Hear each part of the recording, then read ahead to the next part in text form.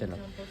अस्सलाम वालेकुम स्टूडेंट, कैसे हैं आप सब। उम्मीद करता हूँ खैर आफियत से होंगे। मैं हूं ज़ैन, आप देख रहे हैं मिस्टर फिजिक्स 54। आज की इस वीडियो में हम देखेंगे कि आपने लाहौर बोर्ड में जो फिजिक्स का पेपर अटैम्प्ट करना है उसमें किन चीज़ों का ध्यान रखना है, और जो बोर्ड चेकर की रिक्वायरमेंट होती है जिसमें पेपर चेक करना होता है वो आपके एक क्वेश्चन में क्या चाहता है, वो चीज़ें आपने जो है ना वो मद्देनजर रखनी है। उसकी बिना पर जो है ये वीडियो बनाएगी। आप साथ साथ मैं आपका पेपर भी चेक करूँगा और साथ में आपको गाइड भी करूँगा। अच्छा, आपका सबसे पहले ऑब्जेक्टिव पार्ट आता है एमसीक्यूज, वो तो आपका बबल शीट चली जानी है, ठीक है। अब उसके बाद आना सब्जेक्टिव टाइप। आपके क्वेश्चन पेपर के ऊपर लिखा होता है सब्जेक्टिव टाइप, आप इस तरह मेंशन करेंगे। पार्ट टू से मुराद ये कि आपका पार्ट वन एमसीक्यूज का, पार्ट टू आपका शॉर्ट क्वेश्चंस का है, जो कि आपका स्टार्ट होता है क्वेश्चन नंबर 2 से। Is that clear? जो कि आपका शॉर्ट क्वेश्चन है। अब एक क्वेश्चन पूछा हुआ था ये वाला, what is measurement, right its parts. अब मेरा बेटा यहाँ पे पूरा क्वेश्चन लिखने की जरूरत नहीं है, आप क्वेश्चन का पार्ट नंबर की हेडिंग दे, 1 है। पूछा व्हाट इज मेजरमेंट, तो आप सिर्फ मेजरमेंट की हेडिंग दे और साथ में इसका पूछा हुआ है पार्ट्स। Is that clear? तो इस तरह इस क्वेश्चन को आप डिवाइड करके लिखें। तो अगर आप इस तरह क्वेश्चन लिखेंगे और आंसर आपका बिल्कुल ठीक है तो आपको बोर्ड चेकर जो है इसके 2 नंबर पूरे देगा। अब उसके बाद आपने ये एंडिंग लाइन लगानी है पार्ट की, यानी कि एक होता है क्वेश्चन नंबर, एक होता है पार्ट नंबर, यानी कि इस क्वेश्चन के पार्ट्स हैं। तो आपने ये पार्ट की सिंगल एंडिंग लाइन लगानी है। उसके बाद ये बेटी ने या बेटे ने जो भी है जिसने भी लिखा है, तो ये उसका ये पार्ट नंबर 2 करना चाह रहा है तो पार्ट नंबर 2 की एडिंग नहीं। अगर आप पार्ट नंबर 2 नहीं करना चाह रहे, पार्ट 3 करना चाह रहे, यहाँ पे 3 लिखेंगे, ठीक है। अब क्वेश्चन क्या था? क्वेश्चन ये था, write down the names of 3 name of base quantity and drive quantity. तो ये देखिए ऊपर हेडिंग दी बड़े अच्छे तरीके से, बेस क्वांटिटी उनके नाम लिखे और साथ में सिंबल्स भी लिखे, ड्राइव क्वांटिटीज नेम लिखे साथ में सिंबल्स भी लिखे। तो मेरा बेटा ये इस तरह अगर आप लिखेंगे आपको इसके 2 नंबर पूरे मिलेंगे। उसके बाद पार्ट नंबर भी खत्म हो गया, पार्ट दूसरा। अब ये देखिए थर्ड पार्ट नहीं किया इसने किया फोर्थ पार्ट। तो फोर्थ पार्ट की हेडिंग दी और उसमें था difference between scalar and vector. अब जब भी डिफरेंस आएगा आप इस तरीके से लाइन लगा के करेंगे, एक डेफिनेशन का डिफरेंस या फार्मूला दूसरा डिफरेंस या एग्जाम्पल या वट एवर कुछ भी होगा आपने वो लिखना है। अब यहाँ पे देखें स्केलर और वेक्टर के दरमियान डिफरेंस है, 1 मिनट में हेडिंग दी। अब उसके बाद ये डेफिनेशन की हेडिंग सिर्फ 1 टाइम आएगी, यहाँ पे नहीं आएगी, सिर्फ यहीं पे आप देंगे। और उसके बाद आमने सामने आप इनके डेफिनेशन करेंगे। तो uh scalar is a physical quantity. उसके बाद ये देखें हमारे पास उसने एग्जांपल्स भी थे, एग्जांपल की 1 टाइम हेडिंग है, ठीक है। Example scalar time, length, speed और डिस्प्लेसमेंट, वेलोसिटी, एक्शन, ये हमारे क्या है वेक्टर्स हैं। इस तरह क्वेश्चन करेंगे, आपका ये भी 2 नंबर आप इजीली हासिल कर सकते हैं। अब पार्ट 4 के बाद पार्ट 5 आना चाहिए था, लेकिन बच्चे ने जो है पार्ट 6 अटैम्प्ट किया। इसका मतलब से 5 नहीं आता होगा या वो कंफ्यूज होगा, बट अगर कोई भी सिनेरियो हो सकता है। तो पार्ट 6 उसने अटैम्प्ट किया तो 6 की हेडिंग दी। अब वहाँ पे क्वेश्चन था changes in motion produce by force, यानी कि फोर्स की मदद से या फोर्स की वजह से मोशन का चेंज होना या वेलोसिटी का चेंज होना, ऐसा क्वेश्चन न्यूटन साइकिल ला के आगे पेज करेंगे राइट लेफ्ट साइड पे, तो आपको उसका आंसर वहाँ पे मिल जाएगा। तो Newton cycle also tell the force change the velocity. जाहिर बात है फोर्स लगाएंगे, ज़्यादा फोर्स लगाएंगे ज़्यादा वेलोसिटी होगी, कम फोर्स लगाएंगे कम वेलोसिटी होगी। तो इस तरीके से अगर आप ये कंसेप्चुअल क्वेश्चन था, इसे एनालिटिकल क्वेश्चंस भी कहते हैं, तो आप आसानी से जो है इसके जो है वो 2 मार्क्स हासिल कर सकते हैं। अब उसके बाद ये देखिए एंडिंग लाइन लगाई, बहुत ही बेहतरीन एंडिंग लाइन है। उसके बाद पार्ट नंबर 7 अटैम्प्ट किया है, Newton second law of motion था, उसकी हेडिंग दी है। पूरा क्वेश्चन लिखने की जरूरत नहीं है, डेफिनेशन की जाहिर बात है डेफिनेशन पूछी होगी या स्टेट कहा होगा। तो ये डेफिनेशन इस तरह प्रॉपर तरीके से अगर आपने एक्यूरेट लिखी होगी, बोर्ड वाले इसे चेक करेगा, टिक करेगा। और मेरा बेटा ये आप सारा पढ़ भी सकते हैं, एक्यूरेट लिखा हुआ है और ये नीचे सिर्फ फार्मूला दे दिया। तो ये सेकंड पॉइंट लिखना बहुत जरूरी होता है ताकि आपके नंबर पूरे हासिल हो। अब यहाँ पे देखो मजेदार बात ये है कि अब ये 5 क्वेश्चंस करने थे आपके फिजिक्स के। पहले क्वेश्चन में आपने 5 अटैम्प्ट करने, 8 में से 1 2 3 4 और ये 5। कोई भी एक्स्ट्रा अटैम्प्ट करने की जरूरत नहीं है, क्योंकि आप अपने बेस्ट करें, ठीक है। बेस्ट चाहते हैं वो करें, वही आपका बेहतरीन क्वेश्चन है, आंसर है। अब उसके बाद ना ये थोड़ी सी लाइन अगर लंबी हो जाती है पूरी इस तरीके से, तो ये समझ आ जाती है क्वेश्चन नंबर 2 आपका मुकम्मल हो चुका हुआ है। अब क्वेश्चन नंबर 3 आपका स्टार्ट हो चुका है, क्वेश्चन नंबर 3 दिया।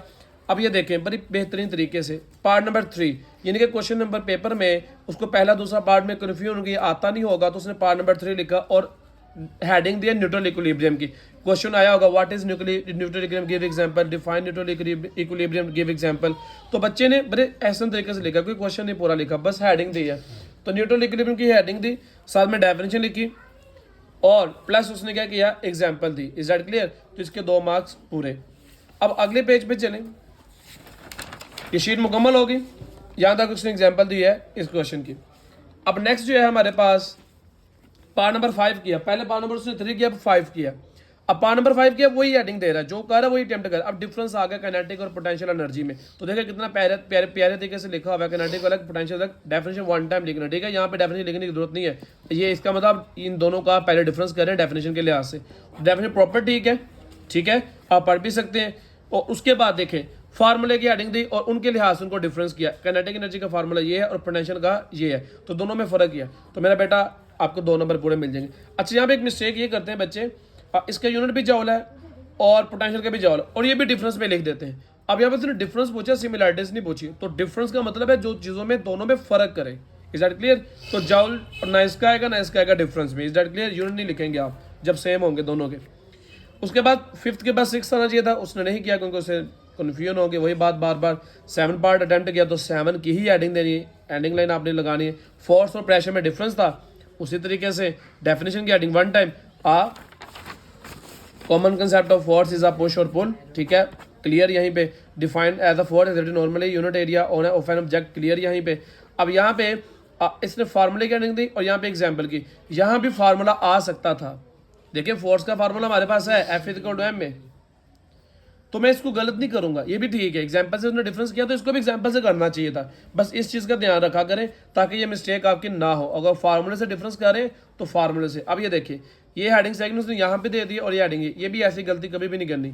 अगर यहाँ पे फार्मूले की हेडिंग दी है तो इसके नीचे फार्मूला, इसके नीचे फार्मूला लिखना आप लोगों ने। तो मैं लेकिन फिर भी इसको ना 2 नंबर दे रहा हूँ, लेकिन आप लोगों ने ध्यान रखना एग्जाम्पल से फर्क करें, फार्मूले को फार्मूले। जैसे आपने डेफिनेशन का डेफिनेशन के साथ फर्क किया, इस तरह फोर्स का फार्मूला भी है और प्रेशर का फार्मूला भी है। Is that clear? उसके बाद चले पार्ट नंबर 2 क्वेश्चन नंबर 3 का।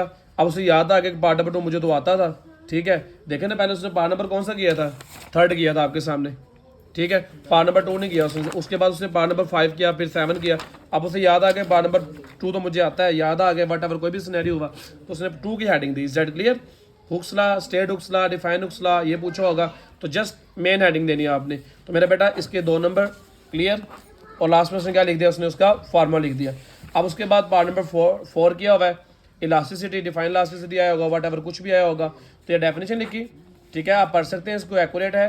और साथ में उसने नोट दिया हुआ है, ये 2 में से 2 मार्क्स इसके क्लियर। उसके बाद ये एंडिंग लाइन आप प्रॉपर तरीके से रखें, पूरी लाइन, जब आपके पूरा क्वेश्चन खत्म हो जाए। क्वेश्चन नंबर 3 आपका खत्म हो चुका है, 1 2 3 4 और ये 5 पार्ट इसने मुकम्मल कर लिए हो गए। तो क्वेश्चन नंबर 4 भी आपका क्या हो गया, 3 मुकम्मल हो गया। अब क्वेश्चन नंबर 4 भी आपका शॉर्ट क्वेश्चन है, 3 शॉर्ट क्वेश्चन होते हैं फिजिक्स में, तीनों में 8-8 होते हैं, 8-8 आते हैं, 5-5 करने होते हैं, तीनों में से टोटल 15 सवाल आपने करने होते हैं। तो इसके ये पार्ट नंबर इसे कर रही है या कर रहा है, फर्स्ट है। उसने क्वेश्चन था 3 स्केल ऑफ उसके टेम्परेचर के 3 स्केल क्या होते हैं मेजरमेंट्स करने के टेम्परेचर को ना, तो 3 स्केल उनके जस्ट नाम लिखने। अगर आप इनके सिंबल्स भी लिख दें साथ तो बहुत अच्छा और हो जाएगा, लेकिन फिर भी इस तरह भी लिख देंगे आपको 2 नंबर मुकम्मल मिलेंगे। ये 1 2 की जगह 1 2 3 की जगह यहाँ कोई स्टार बनाए, कोई बुलेट बनाए, ABC लिखें, ये बेहतर होता है, ये अच्छा भी लगता है। उसके बाद पार्ट नंबर 3 अटैम्प्ट किया, थर्मोमीटर, डेफिनेशन पूछी है, for the exact measurement of the hotness of a substance we require use. यहाँ पे सिंपल लिख सकते थे टू मेजर टेम्परेचर, ठीक है। We use a instrument which those instrument which are use to measure temperature का थर्मोमीटर, ठीक है, ये भी ठीक है। उसके बाद बेसिक प्रॉपर्टीज पूछी थी, हेडिंग दी और 3 प्रॉपर्टी लिख दी। शॉर्ट क्वेश्चन है, 2 लिखें 3 लिखें, इससे कोई फर्क नहीं पड़ेगा, ठीक। अगर वो कहता है कि 3 लिखा 3 लिखनी पड़ेगी, 4 कहता है 4 लिखनी, अगर नहीं कह रहा है तो 3 तक बहुत होती है आपकी प्रॉपर्टीज। पार्ट नंबर आगे 7 लिखा, तो आगे 7 का था मेन साइंटिफिक मेथड। और उसके बाद ये हमने चैप्टर नंबर 9 में ये क्वेश्चन है, तो ये 6 के 6 7 मेरे ख्याल से स्टेप्स हैं, उनके नेम लिख दे क्योंकि शॉर्ट क्वेश्चन है, डिटेल में जाने की आपको ज़रूरत नहीं है। उसके बाद एनर्जी की हेडिंग दी, energy can be defined as ability of body to do work, ठीक है। साथ में जॉल का उसने क्या दे दिया, यूनिट दे दिया, तो ये भी 2 नंबर पक्के। एग्जाम्पल भी दे सकते हैं आप इसकी जगह।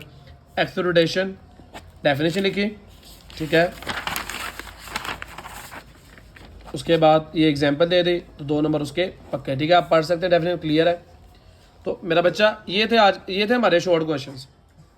अब मूव करता हूँ लॉन्ग क्वेश्चन की तरफ, ठीक है। आपने फिर एंडिंग लाइन गानी पूरी। क्वेश्चन नंबर 5 आपका लॉन्ग क्वेश्चन है, पहला उसने अटेम्प्ट किया लॉन्ग क्वेश्चन, और उसके 2 पार्ट्स होते हैं। 5 के कितने पार्ट्स होते हैं, 2, एक A और B, एक में न्यूमेरिकल आता है, एक में थ्योरी आती है। थ्योरी जैसे ये Newton cycle of motion long में पूछा हुआ है। तो सबसे पहले डेफिनेशन, स्टेटमेंट, फार्मूला, इसी को हमने ड्राइव किया उसने आगे, ठीक है, ठीक है, ये भी ठीक है, ये भी ठीक है। उसके बाद ये भी ठीक है, ये भी ठीक है, डेरिवेशन ओके है। उसके बाद न्यूटन की डेफिनेशन की, उसके बाद बताया कि न्यूटन किसके इक्वल होता है। तो इसमें साथ एक और चीज़ ऐड कर लेते हैं कि फोर्स, जैसे उसने पे क्वेश्चन आया था कि फोर्स जो है वेलोसिटी को चेंज करता है, ये भी एक अच्छी चीज़ हो जानी थी, बट फिर भी जो है इसको 4 में से 4 मार्क्स दिए जाएंगे। ठीक है, तो ये बेहतरीन तरीकाकार था। Is that clear? उसके बाद आगे चलो, तो क्वेश्चन नंबर 5 का बी पार्ट है, तो कोशिश करें यहाँ पे फिर दोबारा मेंशन करें क्वेश्चन नंबर 5 और आगे बी लिखें। ठीक है, एक अच्छी तरीका होता है। न्यूमेरिकल है, ठीक है, heading they the given data, ठीक है, ये फाइंड करना है, फार्मूला लिखा बड़े एक्यूरेट तरीके से। अब इसके दो पार्ट्स फाइंड करने थे, एच और वी एफ, तो उसने एच फाइंड कर लिया, बॉक्स में बंद कर दिया। अब बी पार्ट फाइंड करना है, वो बता रहा है कि मैं बी पार्ट फाइंड करने लगा हूँ। तो बी पार्ट फाइंड किया, इस तरह 5 में से 5 मार्क्स। बच्चे मिस्टेक करते हैं, नंबर कटवाते हैं, यूनिट लिखते हैं, नंबर कटता है, आंसर के साथ यूनिट लिखते हैं, नंबर कटता है। Is that clear? ये 5 में से 5 नंबर, यानी कि 9 में से 9 मार्क्स। ठीक है, उसके बाद क्वेश्चन नंबर 6। अब इसके ना 3 पार्ट्स होते हैं लॉन्ग के, 5, 6 और 7। 5 उसने अटैम्प्ट कर लिया है, 6 अब वो करने लगा। अब आपकी मर्जी, आपने 7 करना है 7 कर लें, 6 करना है 6 कर लें, 5 करना है 5 कर लें, यानी कि 2 आपको अटैम्प्ट करने पड़ेंगे। और हर लॉन्ग के 2 पार्ट्स होते हैं। अगर 5 वाला उसने अटैम्प्ट किया तो दोनों पार्ट्स आपको करने पड़ेंगे। 6 वाला करने लगा, आप इसको दोनों पार्ट करने पड़ेंगे। 7 वाला चॉइस में चला जाएगा। अगर आपने 6 नहीं करना तो 7 वाला कर लें, 7 करना है और 6 करना है, 5 ना करें।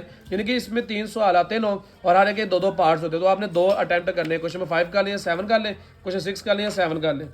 उसके बाद ये डेफिनेशन लिखी, law of conservation of energy, ये chapter number 5 I think so that, वहाँ पे एक लॉन्ग क्वेश्चन है। सबसे पहले डेफिनेशन, एक्सप्लेनेशन, ठीक है, उसके बाद उसने डेरिवेशन की।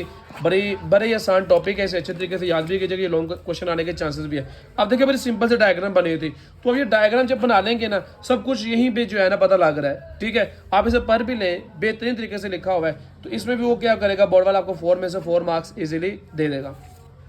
उसके बाद इसी तरह मैंने बात की, आपको इसका बी पार्ट भी करना पड़ेगा। अगर आपने क्वेश्चन नंबर 6 सेंड किया और सिलेक्ट किया है तो न्यूमेरिकल पार्ट होता है, मैंने अभी बोला है। क्वेश्चन नंबर 7 भी इस तरह, ए पार्ट 3 होगा और बी पार्ट आपका क्या होगा, न्यूमेरिकल होएगा। तो ये देखें बड़े आसान तरीके से किया गया है। अब मेरे ख्याल से ये चैप्टर नंबर 7 का या 6 का है, सॉरी आई थिंक 6 चैप्टर का ये न्यूमेरिकल आया हुआ है, वो क्योंकि 5 का लॉन्ग था। तो बड़े आसान तरीके से इसको कवर अप किया गया। ठीक है, लास्ट में आंसर को बंद किया गया। तो मेरा बेटा ये वो चीज़ें हैं जो आपने सीखनी है और जो अमल करनी है। आप पहले श्योरिटी कर लें इस चीज़ की कि आप जो पीछे सारा काम करके हैं वो आपने अटैम्प्ट कर लिया हुआ है। यानी कि क्वेश्चन नंबर 2 के 5 सवाल अटैम्प्ट कर लिए, क्वेश्चन नंबर 3 के 5 सवाल अटैम्प्ट कर लिए, क्वेश्चन नंबर 4 के 5 सवाल अटैम्प्ट कर लिए। लॉन्ग क्वेश्चन आपने 5, 6 और 7 में से कोई से 2 अटैम्प्ट कर लिए। अगर सारा कुछ क्लियर हो गया, अगर आप एक्स्ट्रा नहीं करना चाह रहे, तो लास्ट में जो शीट्स बच जाती हैं उसे स्केल के साथ जो है ना लाइनिंग कर दें, जितने भी शीट्स बच जाती हैं। तो मेरा बेटा ये है बोर्ड में पूरे मार्क्स हासिल करने का तरीका। तो उम्मीद करता हूँ आप सबको वीडियो पसंद होगी इंशाल्लाह। अगर अच्छा रिस्पॉन्स आता है नेक्स्ट पेपर के ऊपर भी आप मुझे बताएं किस पेपर के ऊपर वीडियो बनाई जाए, कैसा क्वेश्चन कैसे अटेम्प्ट करना है, आपको सब कुछ क्लियरली बताया जाएगा। मिलते हैं अपने नेक्स्ट वीडियो में, रखिएगा अपना ख्याल। अल्लाह हाफिज़।